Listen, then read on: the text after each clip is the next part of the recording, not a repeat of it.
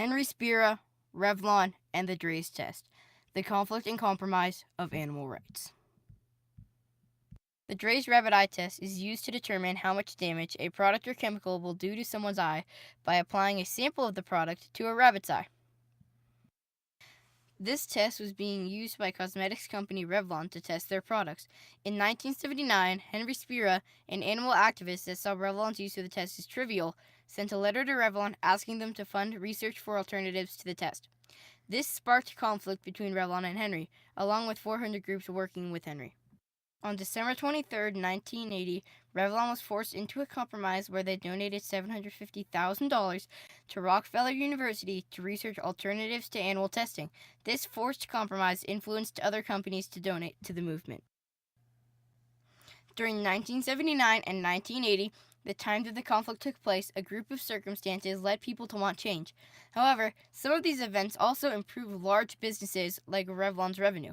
In 1979 and 1980, the United States and its economy was recovering from a recession that had started in 1973 and ended in 1975. The economy was growing back, and people were ready for change. In 1980, the presidential election was held between Ronald Reagan and Jimmy Carter. Reagan, who was elected president, called for change with tax cuts, increased military spending, decreased social spending, and the deregulation of domestic markets. In the years after the recession, people were ready for change. This really helped Henry Spira and his cause by making people more accepting of change like his campaign. This led to more participation and assistance from the average person. However, the end of the 70s recession also gained Revlon and other cosmetics companies large amounts of profit. During the recession, it was hard for people to provide the essentials of life to their family and themselves. They had very little money to spend on beauty products. But as the U.S. economy began and continued to recover, people began to have more money to spend on cosmetics and other luxuries, thus raising Revlon's profit. This gave Revlon the need for more products, which unavoidably led to the need for more safety tests on animals. This made the number of animals affected higher, and in turn, that led to more groups and people to support Henry. However, there were other factors that led people to support Henry. One of the most prominent reasons was the test that started the entire conflict, known as the Draize test. The Draize test was invented in 1944 by John H. Draize and Jacob M. Spines, who at the time worked for the U.S. Food and Drug Administration. The test is used to determine how much damage a product will do to a user's eye if the product comes into contact with the user's eye.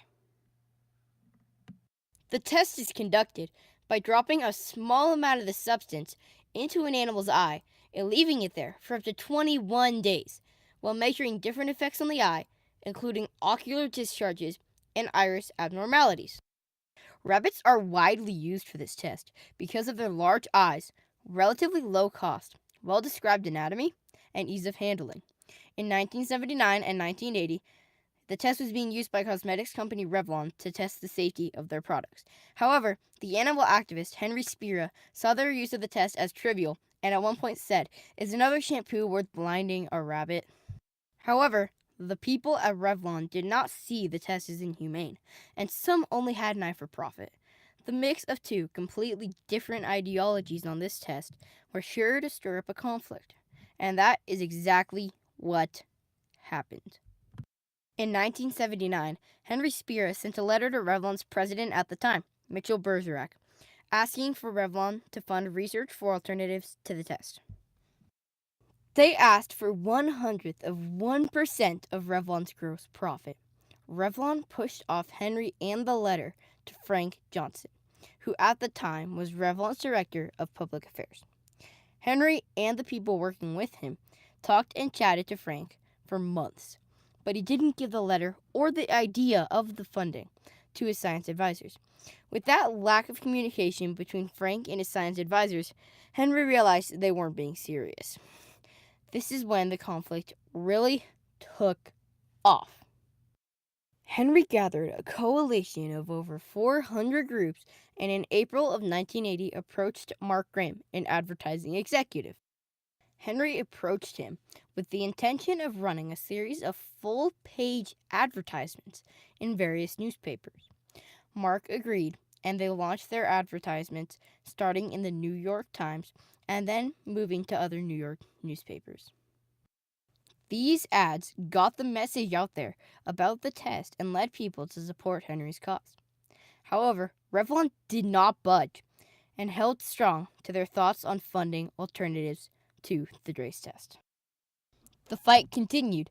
Roger Shelley, the former vice president of corporate affairs in Revlon, recalled a protest that was conducted by Henry Spira and the coalition in May of 1980. I remember one day at lunchtime, an enormous demonstration on the Fifth Avenue side of the General Motors building, and there was hundreds and hundreds and hundreds of people who Henry introduced to us who carried big signs. This was the first of many large protests that were held. Revlon still held their position. In September, Henry's fight went international with protests in Britain, Canada, and Australia.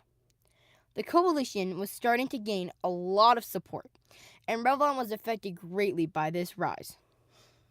By this point, Revlon's stock price tradings had already been declining, and by September, the protest had grown into a problem that could cut to the center of this company and take Revlon off of the shelves of stores. This had always been a problem with these protests, but the stakes were steadily raised by the growth of the movement. Measures had to be taken to keep the company alive and thriving. Revlon as a company was extremely pressured, and people had to decide what was more important, their determination not to fund their research or the success of the company. This, along with the changed viewpoint of some people in Revlon, led Revlon into a forced compromise on December 23rd of 1980, where they donated $750,000 over a 3-year period to Rockefeller University to research alternatives to the Draize rapid eye test. This was a major breakthrough for the activists and marked the end of the conflict. But that didn't mean that the conflict stopped affecting the world on December 23rd. The conflict left long and short-term impacts on the world that changed and continue to change the world that we see today. The conflict and its compromise led other cosmetics companies to donate to the research when Henry approached them with a way smaller amount of resistance by the companies. This effect allowed Henry to get the funding to found the Center for Alternatives to Animal Testing, which is still researching alternatives to this day. The Center for Alternatives to Animal Testing gave the world a sustainable scientific facility that devoted resources and researchers to the search for an alternative to animal testing, and proved in its existence that activists could get funding and results. Because of this conflict, Revlon and other cosmetics companies, including Avon, another cosmetic giant, ended their use of animal testing altogether and started the trend of not using animals as test subjects in the industry.